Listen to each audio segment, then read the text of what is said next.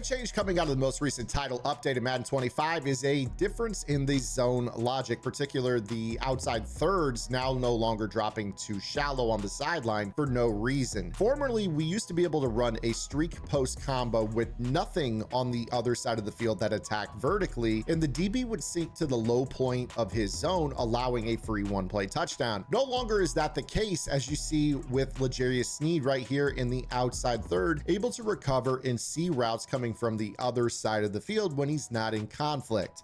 So today's video is going to show you guys how to adapt your cover 3 one-play touchdowns, as a lot of players are going to be heading back into this defense, and with the switch stick in this game, cover 3 with a good switch stick is a very tough thing to beat, especially when you mix up your pass rush techniques. So with this particular concept here today, we're going to show you guys the old way, and this is the way that formerly, this was probably my favorite one-play touchdown in the game. I would just call bunch tight end whips, which you can find my entire bunch tight end game plan on gridirongameplans.gg, and I would just attack with a streak and a post that worked from the wide side of the field towards the short side of the field. The big thing to note was that I didn't have anything that actually attacked the outside corner on the short side of the field, and usually he would just sink so low that this would allow me to rip this throw over his head.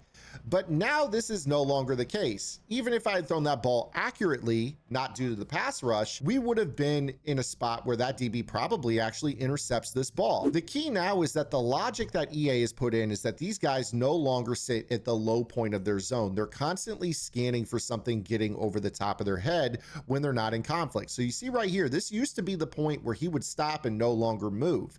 Now the game senses the verticality of Tyreek Hill working towards his zone and goes over the top of it to stack it. And this is the problem that you guys are going to run into unless you change your route combos just a little bit.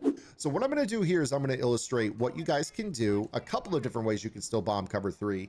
The first one is going to simply be to use a corner route from the tight end position and custom stem up your post route from the stock post to 1 D-pad click up, which is 5 extra yards. If you do this, Rob Gronkowski on the corner will occupy the outside third as a primary threat, and it will pull him down similar to the way that the zones used to work.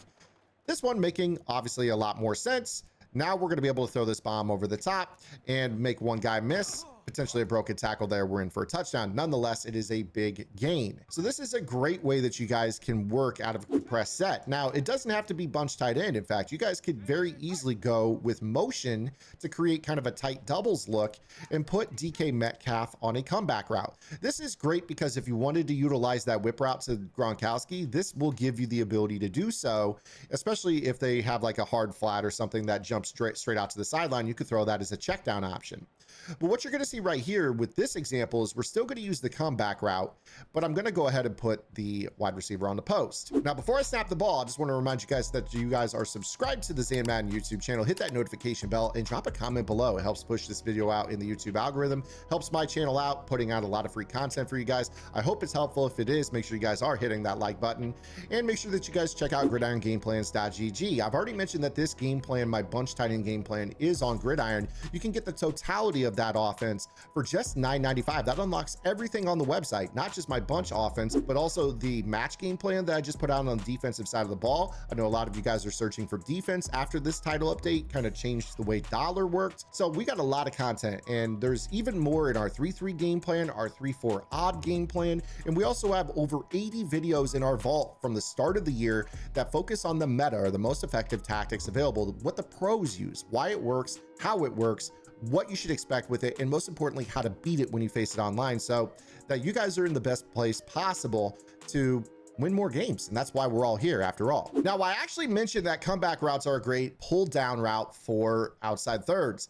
This logic, believe it or not, has changed, which is why I wanted to save it for after that little plug for Gridiron, because this is the type of stuff we talk about. And even if I wanted to take this comeback route up a couple of D-pad clicks, you're going to see that it's not necessarily the pull down route that we are used to with the outside thirds biting back. So now this route is actually something that you can use to beat cover 3 on the sideline as a check down route, believe it or not. So one of the things that you guys might want to do if you decide to run a cover 3 bomb is super stem a post route. This is going to be more of like a designed rollout possibility, and then custom stem up your comeback route several times. The goal with this is for us to hopefully be able to roll out, being able to get this extra protection, kind of roll out and look for this bomb. And you see right here that in this case, this will pull down the outside third, and this modification to our cover 3 bomb will work. So you're going to need a custom stemmed up post and a comeback route in order for this to work. Now, going back to our first example, you remember how we just had a streak and a post route. What we're going to do now is we are going to actually invert this and go back to the old style of bomb. But the difference is I'm going to custom stem up the X route one time, and we're going to see if this changes the outside third's behavior on the short side of the field. You're going to see that it is squatting, but it is still very much aware of X on that post route. So what we're going to need to do, if you don't want to at all attack that outside third, is you're going to need to D-pad stem up the outside player at least twice for this to work. Now, if you want to, I don't think a whip makes a lot of sense on this particular call, especially if we're going to try to roll out and huck it over the top. If you do want to whip, you might float the running back and kind of put him on a table route so he enters the flat first, and it opens up this pocket right here for us to throw. But again, in this situation, if the pass rush on the left side kind of flushes us out of the pocket, it's taking away our quarterback from being able to throw back to the left side of the field. So with this, if you guys are going to commit to the one play touchdown with no pull route on the other side, I would probably go ahead and max protect and then give yourself some sort of drag or slant or maybe a short in route that you maybe custom stem up a D-pad click or maybe a left stick click or two. The reason you would stem this up is you don't necessarily want this thing getting over to the other side of the field quickly. You kind of want it hitting that sideline in tandem with your quarterback. So what you're going to see here in this example is we got this kind of stemmed up. Now we're giving ourselves the levels on this, and you see that this opens up this pocket. Now we didn't throw an accurate ball right there, but there was area in between the outside third and the middle third on this particular call. So I'll go ahead and show this to you again. With this, we're going to custom stem X up not once but twice on the D-pad, and you might even use a slant route, because like an in route that's going to kind of break up and then go flat, you might want something that kind of gets up the field and maybe has a propensity for pulling down that outside third. And what I mean by using a slant route here in this example is I kind of want you to watch. I'm going to pan over to the right side of the field. I want you to watch how when this slant route from the left side works, it looks like this outside third is peeling back on the post. You see number 38 here, looks like he sees the post super deep, but as this slant route continues to get up the field, all of a sudden it makes that outside third say, oh no, you know what, I need to turn and break on that. You see, that's right at the moment that we decide to rip this. Now in this example, I maybe pass led up a little bit too much and led him into that outs or the middle third, but you can see if I had actually pass led this, you know, more so towards the sideline, this is a one play touchdown and waiting. This is just a bad pass lead, but you see nonetheless this throw is wide open.